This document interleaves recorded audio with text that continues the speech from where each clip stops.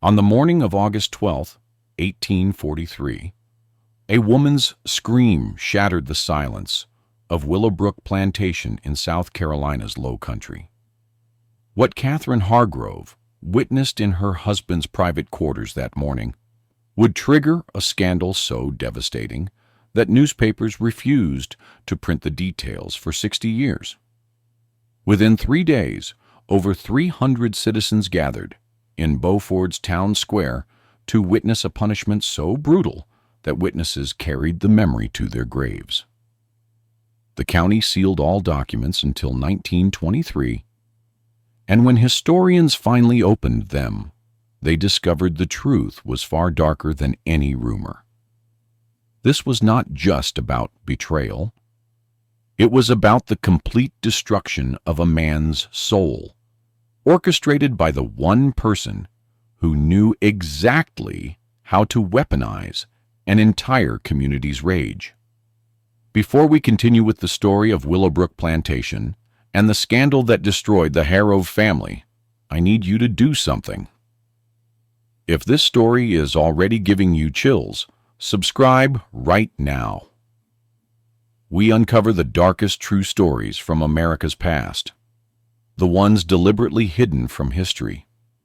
Tell me in the comments what state you are listening from. Are you close to where this nightmare unfolded?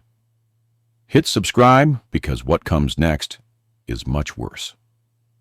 Now, let me take you back to 1843, to a world where reputation meant everything, and losing it meant losing your existence.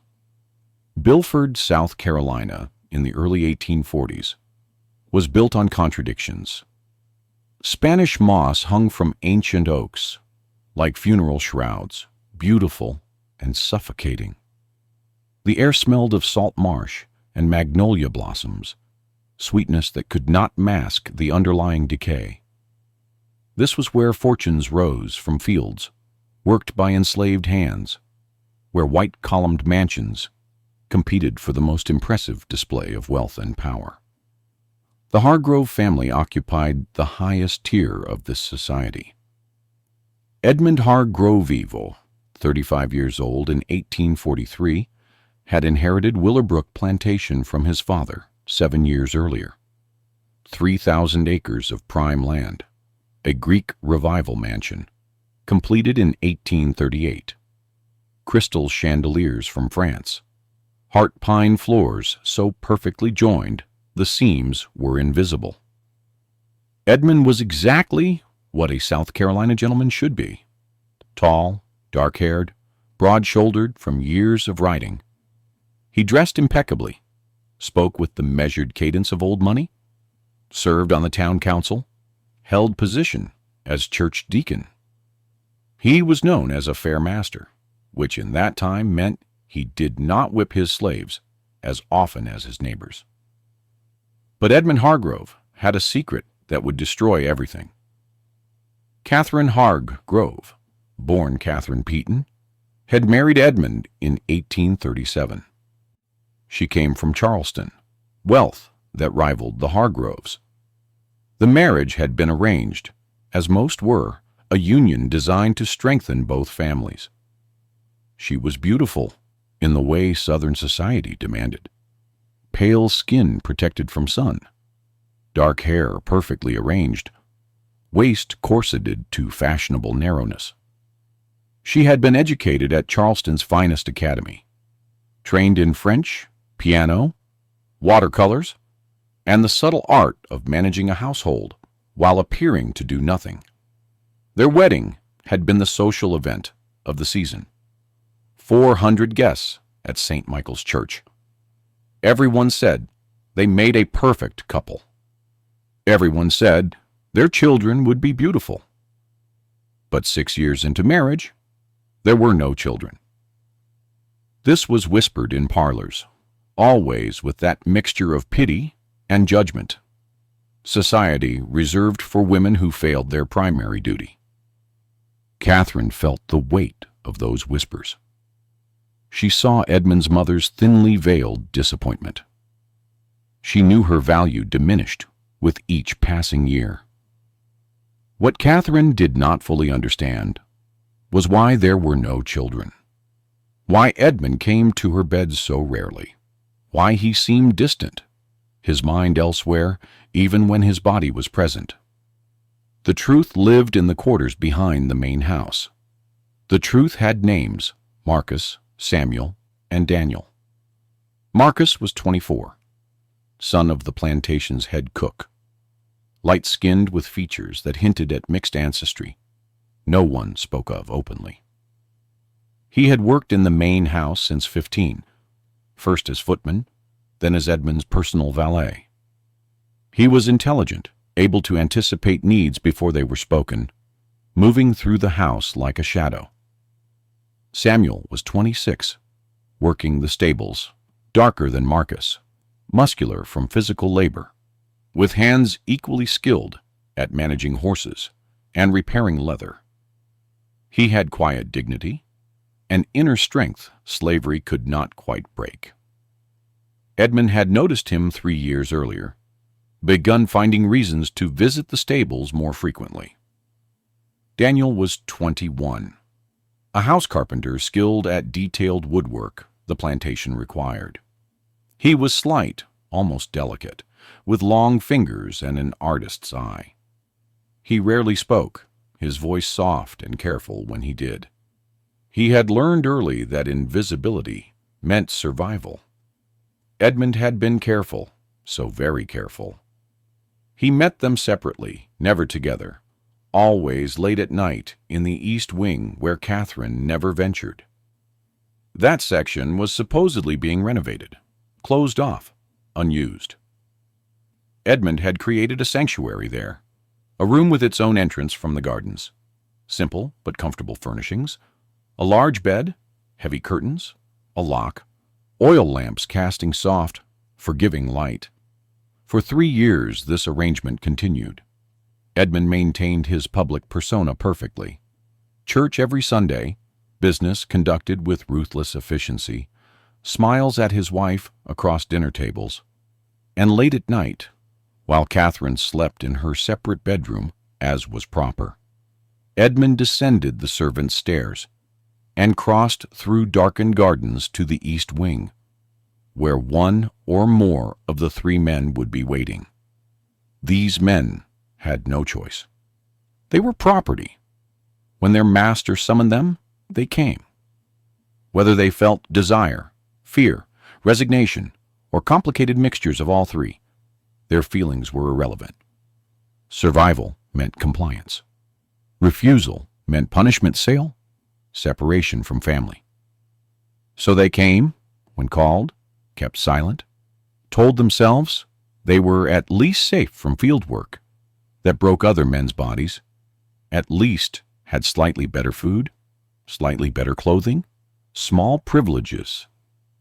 Edmund granted in exchange for their silence and their bodies.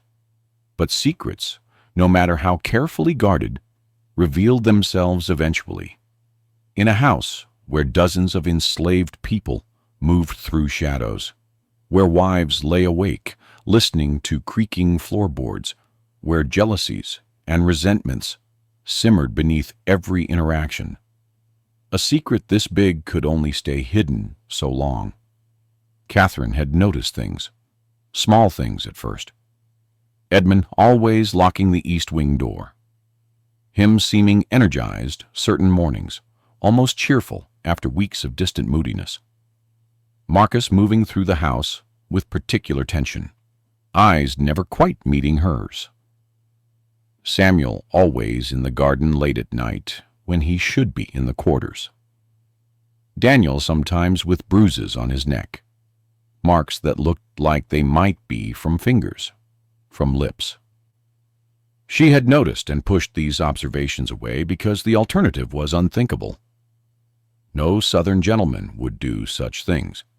Impossible, unnatural, against God and nature, and every law of civilized society. But Catherine was not a fool.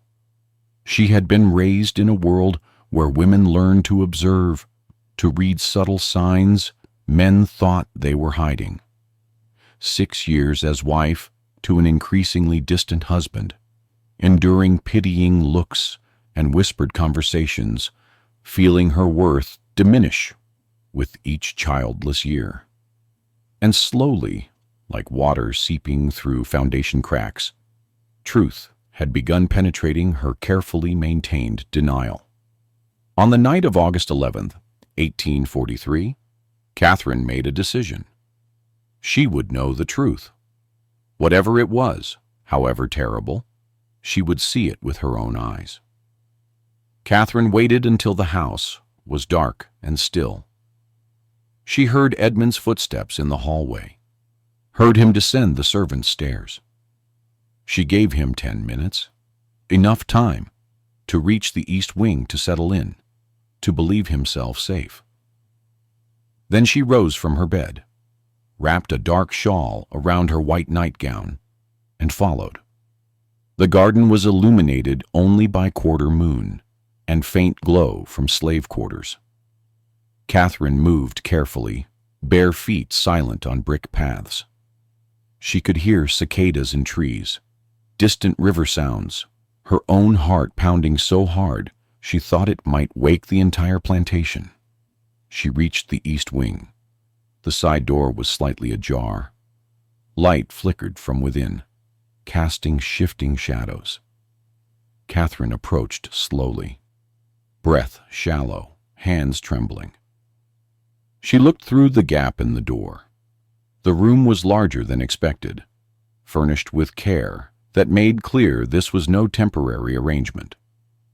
The bed dominated the space, covered in fine linens Catherine recognized as missing from household inventory.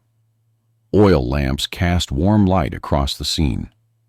Edmund was on the bed, unclothed, his body intertwined with 3 others.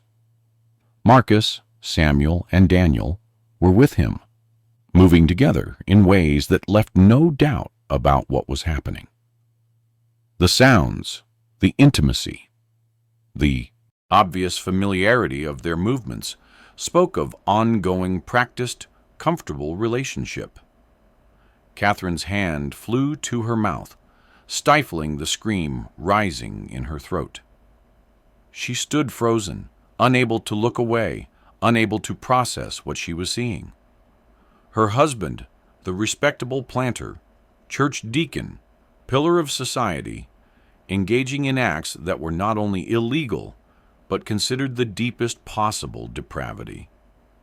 In 1843, South Carolina, what Catherine witnessed was a crime punishable by death, not just for Edmund, but for Marcus, Samuel, and Daniel as well. The law made no distinction, showed no mercy. The act itself was called sodomy, though that word was rarely spoken aloud. It was considered abomination, sin so terrible that even discussing it could corrupt decent people. Catherine watched perhaps 30 seconds, though it felt like eternity. She watched Edmund kiss Marcus with tenderness she had never experienced in their marriage. She watched Samuel's hands move across Edmund's back with obvious familiarity. She watched Daniel whisper something that made Edmund laugh. Genuine, unguarded laugh she had not heard in years. In that moment, watching her husband show more authentic emotion and desire with 3 enslaved men than he had ever shown with her, Catherine felt something cold and hard crystallize in her chest. Not just betrayal, though that was present. Not just humiliation, though she felt that too. What she felt was rage. Pure, focused, calculating rage. She had given this man 6 years of her life, endured whispers and judgment, diminished herself, trying to be the perfect wife. And all the while, he had been here in this room with these men, living his true life while she lived a lie. Catherine backed away from the door, mind already racing. She returned to the house, climbed stairs to her room, sat at her writing desk. Her hands were steady now, breathing calm. She lit a candle and pulled out paper. She began to write 3 letters, one to Edmund's mother, one to Sheriff Charles Dunor, one to Edmund himself. In each, she described what she had witnessed, sparing no necessary detail to convey the full horror. She sealed all 3 letters, then walked to Edmund's door and slid his letter underneath. She returned to her room and lay in bed, fully dressed, waiting for sunrise. Edmund found the letter at dawn. He picked it up, broke the seal, read. Color drained from his face. Hands began shaking. He read 3 times as if repetition might change the words. Catherine had seen him. She knew everything, and she had already written to the sheriff and his mother. Edmund's first instinct was panic. Run, saddle a horse, ride north, disappear. But where would he go? He was a plantation owner whose entire identity was tied to this land. He had no skills beyond managing enslaved labor and maintaining social position. Without Willowbrook, without the Harrowed name, he was nothing. His second instinct was denial. Perhaps he could convince Catherine she misunderstood. But even as these thoughts formed, he knew they were desperate and foolish. Catherine had described details proving beyond doubt she had witnessed exactly what she claimed. His third instinct was rage. How dare she threaten him? But that rage died quickly, because Edmund knew the truth.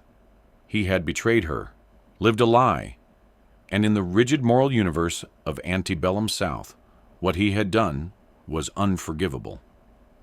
He walked to Catherine's bedroom and knocked. No answer. He tried the handle. Locked. He knocked again harder. Catherine, we must talk, please. Her voice came from behind the door, calm and cold. There is nothing to discuss, Edmund. The letters have been sent. Sheriff Dunor will arrive within the hour, your mother shortly after. I suggest you use whatever time remains to make peace with God, since you will have no peace in this world. Edmund pressed his forehead against the door. Please, Catherine, I can explain. Explain how you have spent 3 years defiling yourself and your slaves. Explain how you have made mockery of our marriage and our name. There is no explanation that matters, Edmund. You are a sodomite. That is what you are. That is all you are, and everyone will know it by sunset. Sheriff Dunor arrived at 7:30 with 2 deputies. Catherine met them at the door, still in night clothes over. She invited them inside, offered coffee, explained the situation with calm, measured tone of woman reporting a property dispute. The sheriff was large, 60 years old, gray beard, eyes that had seen every variety of human wickedness. He had known Edmund since Edmund was a boy, attended the wedding, been guest at Christmas parties. As he listened to Catherine describe what she witnessed, as he read her detailed account, his face darkened with betrayal, mixed with disgust, mixed with cold determination of a man who knew exactly what the law required.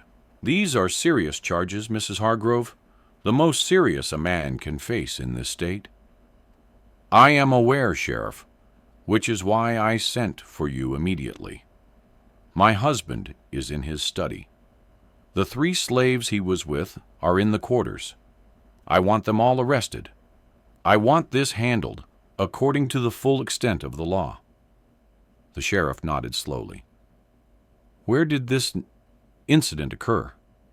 The East Wing. There is a room there furnished for this purpose. You will find everything exactly as I described. Sheriff Dunor motioned to his deputies. They moved through the house with Catherine leading. She showed them the East Wing, the side door, the room itself. The bed was still unmade. Lamps still burning low. Evidence of what occurred was everywhere. Impossible to deny. The sheriff's jaw tightened. This was violation not just of law, but of entire social order. Edmund Hargrove was one of the wealthiest men in the county, respected citizen, community leader.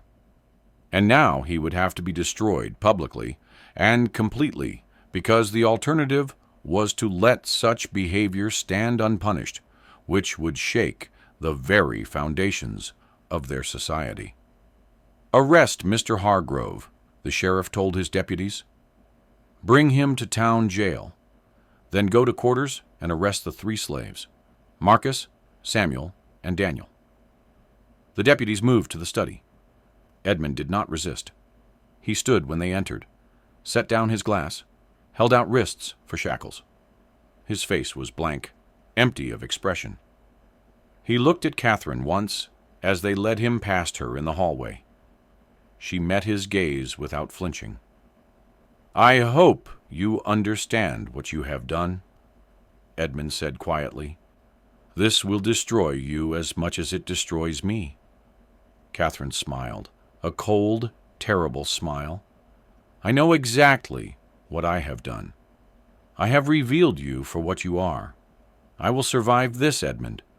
I will return to Charleston, to my family. I will be the wronged wife, the innocent victim of your depravity. But you will be nothing. Just a name people whisper about, a cautionary tale, a warning about consequences of unnatural vice." Edmund said nothing more. Deputies led him outside to a waiting wagon. Within minutes, he was on his way to Beaufort Town Jail, shackled like common criminal. His fall from grace so sudden and complete, it seemed almost unreal. Marcus, Samuel, and Daniel were taken from quarters in chains. Their families watched in silent horror, understanding their loved ones were caught in something that would likely end in death. In 1843, South Carolina, slaves had no legal defense against such charges. If a white man claimed they participated in sodomy, their guilt was assumed. By noon, all 4 men were locked in separate cells. By evening, everyone in Beaufort knew. The news spread like wildfire, whispered in shops and parlors, discussed in horrified tones over dinners, debated in taverns. Edmund Hargrove, the respectable planter, was a sodomite caught in the act with 3 male slaves. His wife had discovered him and reported him to law. The scandal was so enormous, it dwarfed every other topic. Nothing else mattered except this one terrible revelation. The week between Edmund's arrest and his trial felt suspended in time, as if all Buffett was holding its breath. The town had never experienced scandal of this magnitude. Murder. They had seen theft, adultery, drunkenness, violence. All the usual sins had passed through the courthouse. But this was different. This touched something deeper and more terrifying. A violation so profound it threatened the very order of their world. Judge Howard Middleton presided over Beaufort County's legal proceedings. 68 years old, War of 1812, veteran, known for strict law interpretation and unwavering commitment to maintaining social order. When he received documents related to Edmund's arrest, he sat in chambers for over an hour, reading and rereading charges. He had known Edmund since childhood, signed the marriage license, approved loans for Willowbrook expansion. Now he was being asked to preside over Edmund's destruction.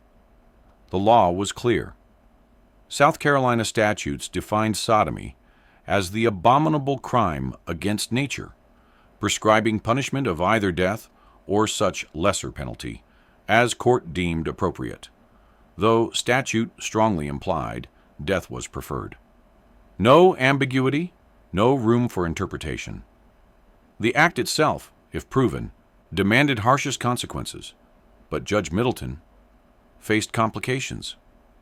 Edmund was white, wealthy, from founding family. Marcus, Samuel, and Daniel were enslaved. Property, legally worth perhaps $800 each. Law theoretically applied equally, but in practice, everyone knew enslaved people would be punished more severely and quickly. The question was how to handle Edmund without creating precedent that might threaten other wealthy white men with secrets they preferred hidden. On August 15th, Judge Middleton called private meeting.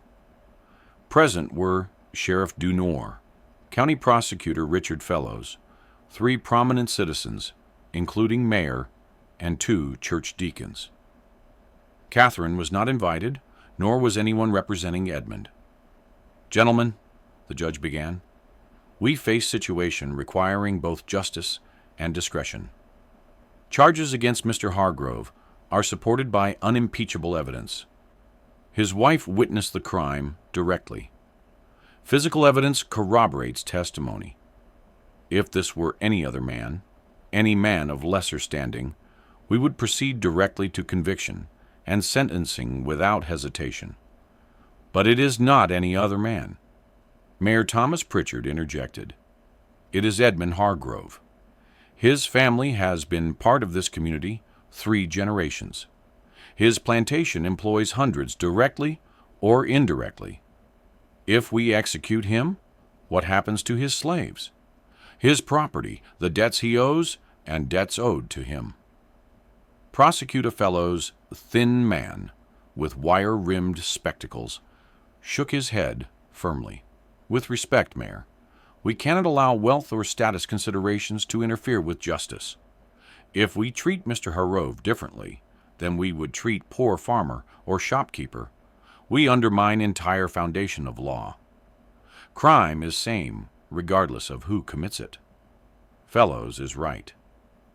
Sheriff Donore added, "I have the man in my jail." 3 slaves who participated. If we let any escape justice, what message does that send that wealthy can do whatever they wish? That law only applies to common folk. Reverend Samuel Cartwright spoke, voice grave with moral certainty. "This is not merely legal matter, gentlemen. It is spiritual crisis. What Mr. Hargrove has done is abomination before God. It corrupts natural order, threatens moral foundation of our society. If we show mercy, soften punishment, we suggest such behavior is somehow forgivable. We cannot do that. We must not." Judge Middleton nodded slowly. "Then let me propose a course of action. We will hold trial. Present evidence given circumstances conviction is certain, but I will use discretion in sentencing. Mr. Hargrove will not be executed." The room erupted in objections, several men speaking at once. Judge raised hand for silence. "Hear me out. Death would be mercy for man in his position. Quick end, closed coffin, private burial. His family could mourn and move on. Number. What I propose is worse than death. Public punishment of such severity that Edmund Hargrove will wish we had hanged him. Destroy not just his body, but his soul, his reputation, his very identity. Make entire community witness it, so everyone understands exactly what happens to men who commit this crime." "What form would this punishment take?" Prosecutor asked. Judge Middleton's expression was cold, calculating the pillory and whipping post in town square, but not for hour or two, for 3 full days. Locked in pillory from dawn to dusk, exposed to elements, insects, jeers, and curses of anyone who passes. And at noon each day, public whipping, not enough to kill him, but enough to scar permanently, enough to ensure for rest of his life. He carries marks of shame on his body. Room fell silent. Even men most insistent on harsh punishment seemed taken aback by brutality of proposal. "And the slaves?" Reverend Cartwright asked quietly. "They will be hanged," Judge said without hesitation. "They are property who corrupted their master. They seduced him into depravity. They will serve as example of what happens when slaves step beyond their place. Executions will precede Mr. Hargrove's punishment by 1 day. So he knows what his actions have cost them. Sheriff Dunor frowned. That is not just, Your Honor. By all accounts, Hargrove initiated these relationships. Slaves had no choice, could not refuse their master. Justice and necessity are not always aligned. Sheriff law requires all participants in sodomy be punished. More importantly, white citizens need to see natural order restored. White men may fall, but they fall from great height. Slaves who participate in such acts must be eliminated entirely. It is harsh, but only way to maintain control. Men exchanged glances. Slowly, reluctantly, they nodded agreement. Solution satisfied no one completely, but balanced competing demands of law, social hierarchy, and need to make example that would resonate far beyond Beaufort. But Judge Middleton had not factored in Catherine Hargrove. She was not present, but she had sources. One of Judge's, Clark's, young Benjamin Porter, courting Catherine's cousin, overheard conversation and repeated it to his fiancée, who immediately sent word to Catherine. When Catherine learned the plan, she was not satisfied. She had wanted Edmund destroyed, but had not considered Marcus, Samuel, and Daniel would be executed. Despite everything, despite her rage, she understood these 3 men had been trapped in an impossible situation. They were property, had no choice but to obey master's commands. To execute them for Edmund's depravity seemed like miscarriage of justice, even by twisted standards of slave society. But Catherine also understood something else. If Marcus, Samuel, and Daniel died before Edmund's public punishment, if they were hanged and buried before town, witnessed Edmund's humiliation, then Edmund would become martyr of sorts. People would whisper he had loved his slaves, sacrificed himself for them, that there was something tragic and romantic about his fall. Catherine could not allow that narrative. She sent word to Judge Middleton, requesting private meeting. He agreed, curious about what woman at Scandal Center could possibly want. They met in his chambers 2 days before trial. Catherine arrived, dressed in full mourning black, though no one had died. Deliberate choice, visual representation of death, of her marriage, her hopes, her future. She sat across from Judge with perfect posture, hands folded, expression calm. Your Honor, I have heard of your intended sentence for my husband and the 3 slaves involved in his crime. Judge raised eyebrow. That was private discussion, Mrs. Hargrove. How did you come to know of it in town this size, Your Honor? Very little remains private long, but I am not here to question your authority or judgment. I am here to make request. Speak, then. I request punishment of all 4 men. Occur simultaneously, that Marcus, Samuel, and Daniel not be hanged separately, but be present during Edmund's 3 days in pillory and whipping, that they be forced to watch what becomes of the man who used them, and that Edmund be forced to watch their executions on final day after his punishment is complete. Judge leaned back, studying her. That is remarkably cruel, Mrs. Hargrove, even for wronged wife. My husband showed me no mercy, Your Honor. Showed our marriage no respect. Showed God's law no reverence. Why should I show him mercy now? Why should he be granted dignity of being punished alone, where he can imagine himself victim? Let him see what his desires have caused. Let him watch those 3 men die, knowing his actions brought them to gallows. Let entire town see complete picture of his depravity and its consequences. Judge Middleton was silent for a long moment, then nodded slowly. Your request is granted. I will modify sentence accordingly. Trial will proceed in 3 days. Punishment will begin day after verdict. It will be exactly as you described. Catherine stood, smoothed her black skirts, offered Judge small, cold smile. Thank you, Your Honor. Justice should be complete. Entire story should be told. Nothing should be hidden. The trial began August 18th, 1843. Courtroom packed beyond capacity. People stood in aisles, crowded doorways, pressed against windows, trying to hear every word. This was not just trial, it was social event of the decade. Spectacle that would be discussed and debated for years. Edmund was brought in wearing shackles. He had not been allowed to change clothes since arrest. Once fine shirt stained and wrinkled, face gaunt, eyes hollow. He looked like man who had already died inside, going through motions of living because he had no other choice.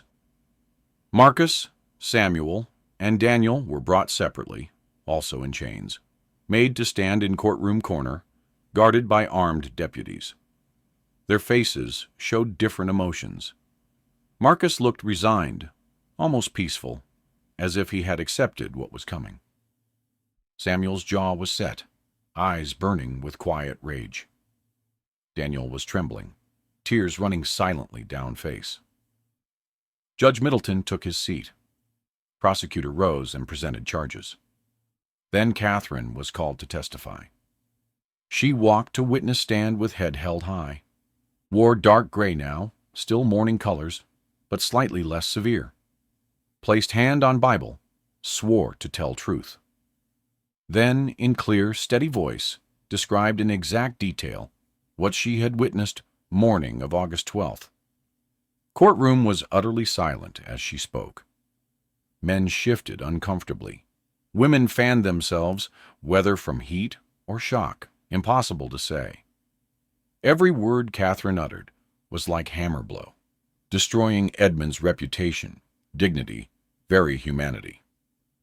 When she finished, prosecutor asked, "Mrs. Hargrove, is there any possibility you misunderstood what you saw?"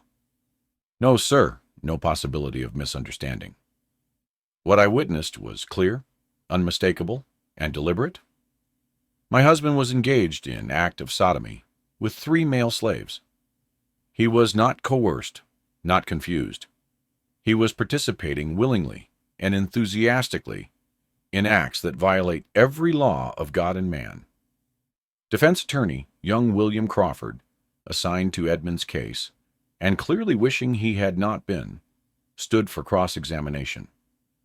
Mrs. Hargrove, is it possible your husband's behavior was result of temporary insanity, that he was not in right mind?" Catherine's eyes narrowed. "My husband has been engaging in this behavior for at least 3 years, Mr. Crawford. That is not temporary insanity. That is deliberate choice. That is who he is."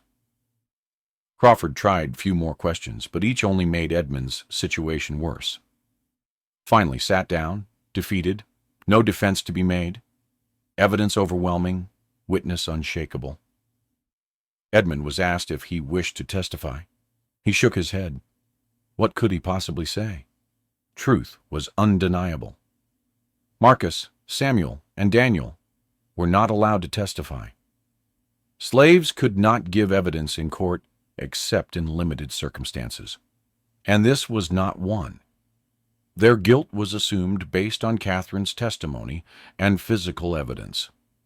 They had no voice, no chance to explain or defend. Simply stood in corner, waiting for inevitable verdict. Judge Middleton addressed jury, though everyone knew their decision was predetermined. "Gentlemen of jury, you have heard testimony, seen evidence. Law is clear on this matter. Sodomy is crime of highest order, abomination that threatens moral fabric of our society. You must now determine whether accused are guilty of this crime." Jury deliberated less than 10 minutes. When they returned, Foreman stood and delivered verdict. We find defendant Edmund Harrove guilty of sodomy. Murmur ran through courtroom. Some voices expressed satisfaction. Others sounded shocked, even though outcome had been certain. We find slaves, Marcus, Samuel, and Daniel, guilty of sodomy and of corrupting their master. This verdict delivered more quietly, almost as an afterthought. 3 men's fate had never been in question. They were already dead in eyes of law. Jury simply made it official. Judge Middleton nodded. Court accepts verdict. We will proceed to sentencing. He paused, letting tension build. Every person leaned forward, waiting to hear what punishment would be decreed. Edmund Harrove, you have been found guilty of abominable crime of sodomy. Law permits me to sentence you to death, and many believe that would be appropriate punishment. However, I believe death would be too merciful. You have violated not just law but sacred trust of your position, corrupted your slaves, abused authority, brought shame upon family and community. Edmund closed eyes, waiting for sentence to continue. Therefore, I sentence you to 3 days of public punishment. You will be locked in pillory in town square from dawn to dusk each day. At noon each day, you will receive 20 lashes with whip. You will be marked permanently. So for rest of your life, you carry evidence of your crime upon your body, and you will witness execution of 3 slaves whose lives you destroyed with your unnatural desires. Gas went through courtroom. 3 days in pillory was brutal enough, but 60 lashes total would leave man scarred and broken. Forcing Edmund to watch executions was psychological torture many found excessive, even given severity of crime. As for Marcus, Samuel, and Daniel, Judge continued, turning to face 3 enslaved men. You are sentenced to death by hanging. Execution will take place in town square on afternoon of 3rd day of Edmund Hargrove's punishment, so he may witness consequences of corruption he brought upon you. Daniel collapsed. Deputies caught him before he hit floor, held him upright. Samuel's face remained impassive, but hands clenched into fists. Marcus looked directly at Edmund for first time since trial began, and expression on his face was not anger or fear. It was something worse. It was pity. Judge Middleton struck gavel. This court is adjourned. Sentence will be carried out beginning tomorrow at dawn. May God have mercy on all your souls. Courtroom erupted in conversation as people filed out. Some satisfied justice had been served, others disturbed by severity. Many already planning to attend public spectacle. Drawn by morbid curiosity and knowledge, they were about to witness something that had never happened in Beaufort before. Catherine left without looking at Edmund. She had achieved what she set out to do. Truth was public. Edmund was destroyed. She would soon be free to leave this place and never return. Morning came too quickly. Sun rose over Beaufort, casting golden light across town square. Already people were gathering, chairs set up for prominent citizens. Others stood in groups talking in low voices. Children were kept home, but teenagers and adults filled square until there was barely room to move. In center stood pillory, wooden frame with holes for head and hands, and beside it whipping post, thick wooden pole with iron rings for securing condemned. Both had been freshly painted, as if someone wanted them to look their best for this historic occasion. At dawn, Edmund was brought from jail. He wore only trousers, torso bare, feet without shoes, hands bound behind back. Deputies led him to pillory and locked him in position, head and hands secured, body bent forward, completely immobilized. Morning sun was already hot. Within an hour, Edmund was sweating. Within 2 hours, flies had found him.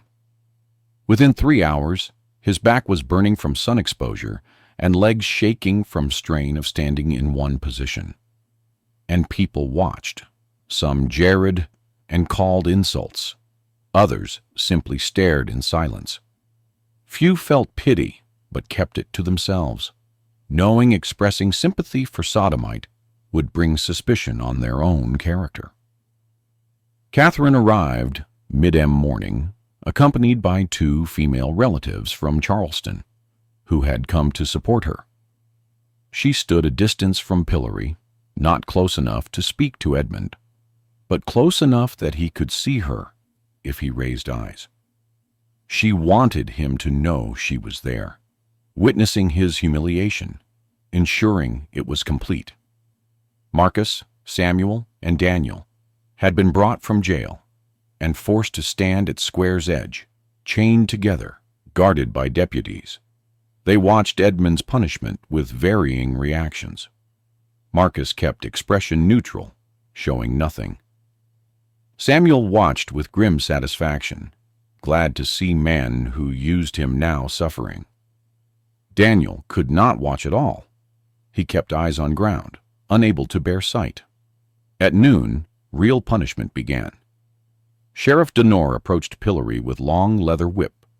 Crowd fell silent, every eye fixed on scene about to unfold. Edmund Hargrove, sheriff announced, loud enough for everyone to hear. You have been sentenced to 20 lashes. May this punishment serve as reminder of consequences of your crime, and as warning to any other man who might be tempted to follow your path. Edmund's body tensed. He had been whipped once as child. Few strokes for childhood mischief, but that had been nothing compared to what was coming. He tried to prepare himself, but there was no preparing for this. First lash came without further warning. Leather strip cut across Edmund's bare back with crack that echoed across square. Edmund gasped, but did not cry out. Thin line of red appeared on his skin. Second lash followed quickly, then third. By 5th lash, Edmund was groaning with each blow. By 10th, he was crying out, unable to maintain composure. By 15th, he was sobbing, body shaking with each impact. Skin on back was torn in multiple places, blood running down to soak into waistband of trousers. 20th lash finally came. Edmund sagged in Pillory, held upright only by wooden frame, imprisoning him. Crowd was silent now.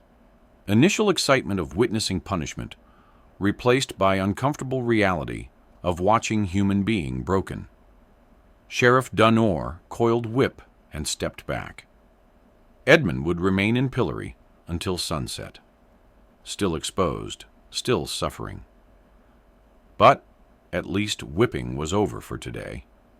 He drifted in and out of consciousness as afternoon stretched endlessly. People came and went, some staying hours, others just passing through to see spectacle with own eyes. Finally, as sun approached horizon, Sheriff returned. He unlocked Pillory, and Edmund collapsed immediately, unable to stand. Deputies caught him, dragged him back to jail, where doctor had been ordered to examine him and ensure he would survive to endure next 2 days. Second day began exactly like first. Edmund brought out at dawn, locked in Pillory, exposed to sun and insects and jeers of crowd. His back was massive scabbed lacerations from previous days, whipping. Every movement pulled at wounds, sending fresh waves of pain through body. Catherine returned as she had day before. She stood in her black dress, face shaded by parasol, watching without expression. People had begun whispering about her, calling her cruel, calling her vindictive. But they also understood her rage. She had been wronged in way few women could imagine. At noon, Whipping began again. 20 more lashes across Edmund's already damaged back. This time, he screamed from first blow. There was no dignity left, no strength to maintain composure. He screamed and begged and pleaded for mercy, but none came. El had decreed 20 lashes, and 20 lashes he received. When it was over, Edmund's back looked like raw meat. Doctor would later comment, he had never seen man whipped so severely survive. But Edmund did survive, though there were moments when he wished he had not. Third day arrived. Edmund was brought to pillory for final time. His body was barely recognizable, back covered in blood-soaked bandages, face swollen from sun exposure and insect bites. Legs could barely support weight, but sentence was clear. 3 days in pillory, 3 sessions of whipping. Law would be fulfilled. Crowd that day was largest yet. Word had spread throughout county. People had traveled from neighboring towns to witness conclusion of Edmund Hargrove's punishment and execution of 3 slaves. Square was so packed that deputies had to form perimeter to keep crowd from pressing too close to pillar and gallows that had been erected overnight. Gallows were simple but effective wooden platform with 3 nooses hanging from crossbeam. They had been positioned so Edmund, locked in pillory, would have clear view of executions. This was Catherine's final gift to her husband, knowledge that his desires had directly caused these men's deaths and obligation to watch as they died. Final 20 lashes came at noon. Edmund barely reacted this time. He was beyond screaming, beyond begging. He simply endured, body jerking with each impact, blood flowing freely from reopened wounds. When whipping ended, he hung limply in pillory, more dead than alive. But he was conscious. That was important. Doctor had been instructed to keep him conscious no matter what, because he needed to witness what came next. At 2 o'clock in the afternoon, Marcus, Samuel, and Daniel were brought from jail. They walked through crowd, chains clanking with each step. People fell silent as 3 men climbed steps to gallows platform. Minister Reverend Cartwright stood on platform waiting. He held Bible and attempted to offer final prayers, but Daniel interrupted him. "Save your prayers, Reverend," Daniel said, voice surprisingly strong despite fear. "We do not need prayers from God, who allowed this to happen. If there is God, who sees what is happening here today and does nothing to stop it, then that God is no God at all." Reverend recoiled as if struck. "You blaspheme in your final moments." "I speak truth in my final moments," Daniel replied, something no one else in this town seems capable of doing.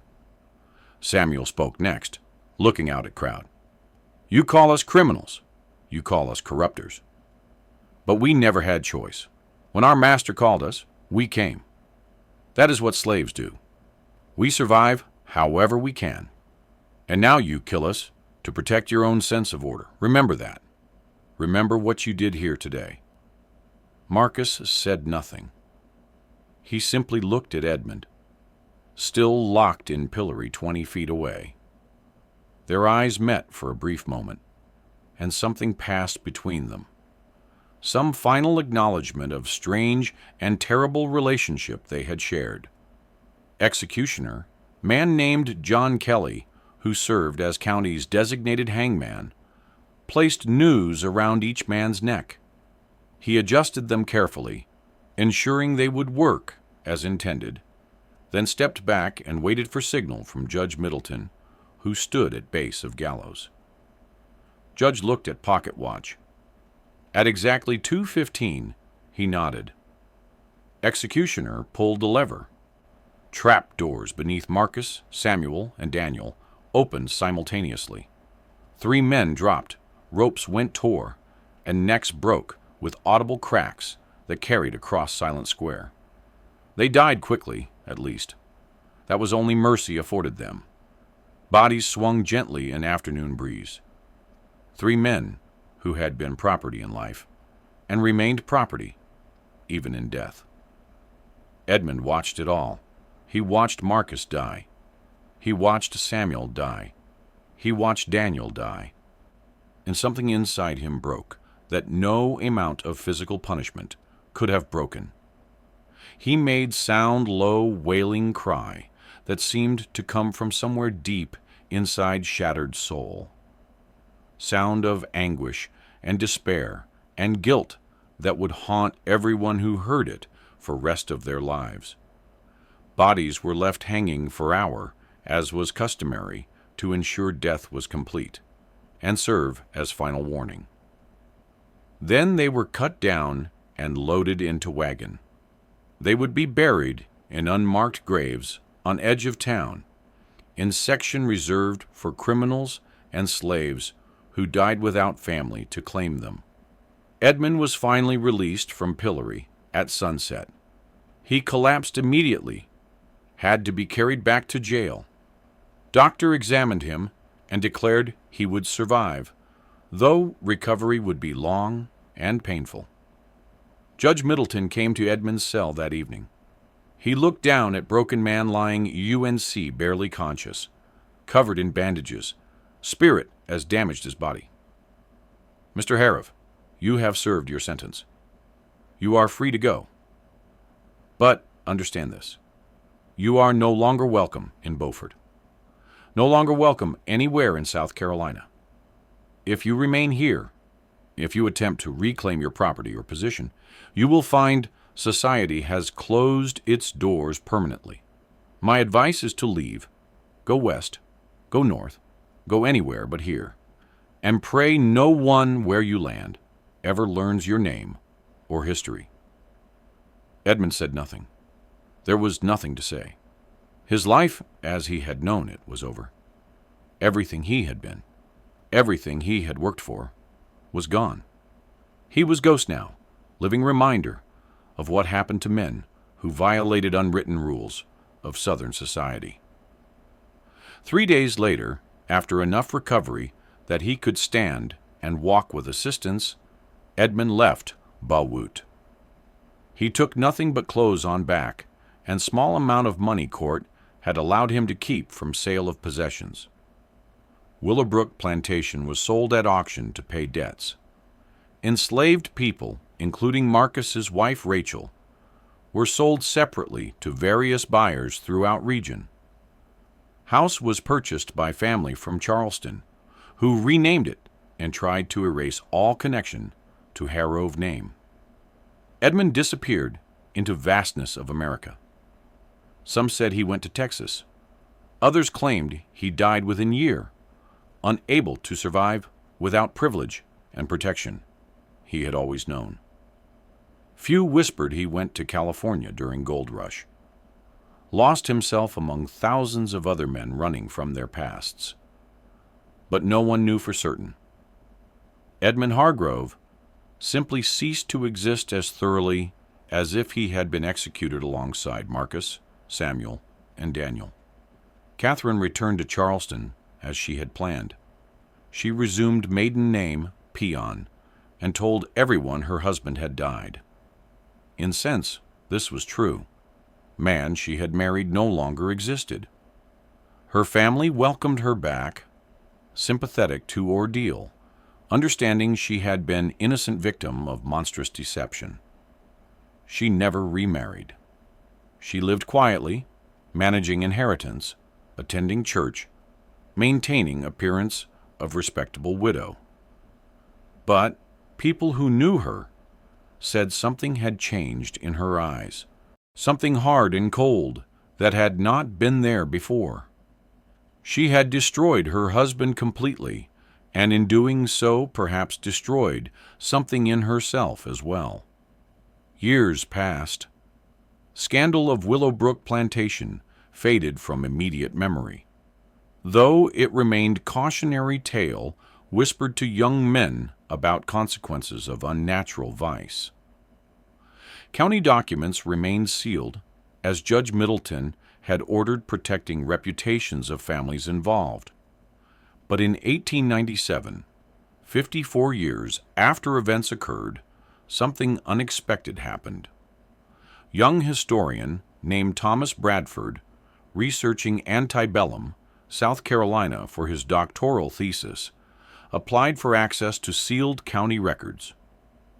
After considerable debate, Judge granted permission, reasoning that enough time had passed, that everyone directly involved was long dead, that history deserved truth. Bradford spent 3 months reading through documents, trial transcripts, Catherine's testimony, letters between judge and various officials, eyewitness accounts of punishment and executions, medical reports on Edmund's condition, financial records of plantation sale. Everything had been meticulously preserved. Bradford was shocked by what he discovered, not just by events themselves, though those were disturbing enough, but by what documents revealed about antebellum society. Rigid moral codes enforced through spectacular public violence, laws that made no distinction between willing participants and enslaved people who had no choice, communities' eagerness to witness suffering, to participate in destruction of one of their own when he violated social order. He published his findings in 1899 in Academic Journal with limited circulation. Article caused minor controversy among historians, but was largely ignored by general public. Story was too old, too disturbing, too at odds with romantic myths about Old South that were being promoted in that era. Then in 1923, 80 years after scandal, Beaufort County finally opened all sealed documents to public. Local newspaper ran brief article about Hargrove case, presenting it as interesting historical curiosity. Article mentioned that Catherine Peaton had lived until 1920, dying at age 87 in Charleston. That Edmund Hargrove's ultimate fate remained unknown, that descendants of Marcus Samuel and Daniel's families still lived in region, though most had never known full story of how their ancestors died. Article concluded with observation that seemed to miss entire point. It was different time with different standards of morality and justice. We can only be grateful that we live in more enlightened era. But was it really so different? That was question that haunted few people who truly understood story. Laws had changed. Yes, public executions were no longer permitted. Torture was no longer legal punishment. But human capacity for cruelty in service of maintaining social order, for using law to destroy those who threatened established hierarchies, for creating scapegoats and demanding blood sacrifices to appease collective fear and rage. Had any of that truly changed? In 2015, Small Historical Society in Beaufort erected marker near site where gallows had stood in 1843. Marker acknowledged that 3 enslaved men, Marcus, Samuel, and Daniel, last names unknown, had been executed on this spot for crimes that modern understanding recognized they could not have refused to commit. Marker called it injustice, called it tragedy, called it reminder of laws and social systems that valued property rights over human dignity. Marker said nothing about Edmund Hargrove, nothing about Catherine, nothing about 3 days in pillory, or 60 lashes that left permanent scars. That part of story remained too uncomfortable, too complex, too resistant to simple moral lessons about past injustices. Because Edmund was both perpetrator and victim, he had used his power to coerce enslaved men into sexual relationships, making him abuser regardless of his own desires. But he had also been destroyed by society that gave him no way to exist as who he truly was, forcing him to hide, to lie, to create secret room where he could be authentic for few stolen hours.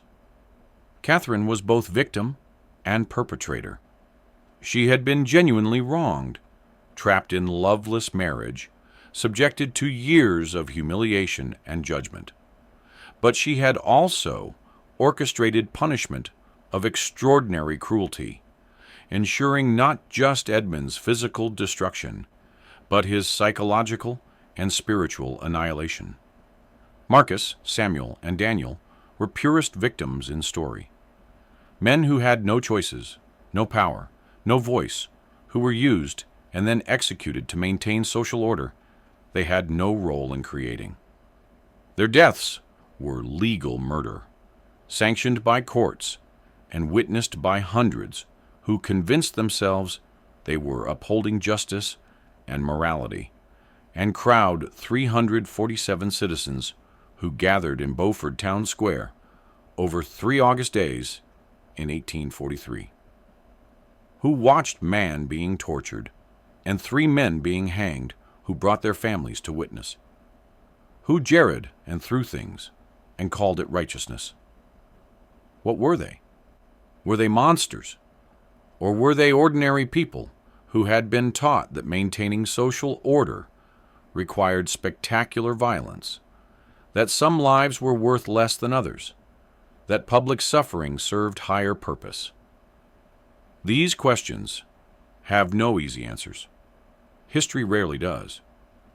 What happened at Willowbrook Plantation and in Beaufort Town Square was not aberration.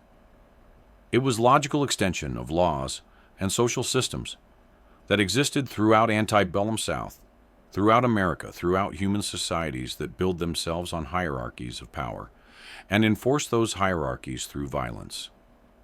Story remains disturbing not because it is so different from our world, but because it reveals uncomfortable truths about human nature, about how quickly compassion disappears when we are told that cruelty serves justice, about how easily we convince ourselves that destroying others protects our own safety and virtue. Edmund Harrove, Catherine Peaton, Marcus Samuel Daniel, Judge Middleton, Sheriff Dunor, Reverend Cartwright, and 347 witnesses are all dead now. Their world is gone. But echoes of what they did, choices they made, violence they perpetrated, or witnessed, or endured, those echoes remain. Listen carefully, and you can still hear them. What do you think of this story? Do you believe everything was revealed, or are there still secrets buried in Beaufort's past? Leave your comment below. If you enjoyed this dark tale from American history and want more stories like this, subscribe to Liturgy of Fear. Hit that notification bell and share with someone who loves historical mysteries. See you in the next video where we will uncover another forgotten nightmare from America's past.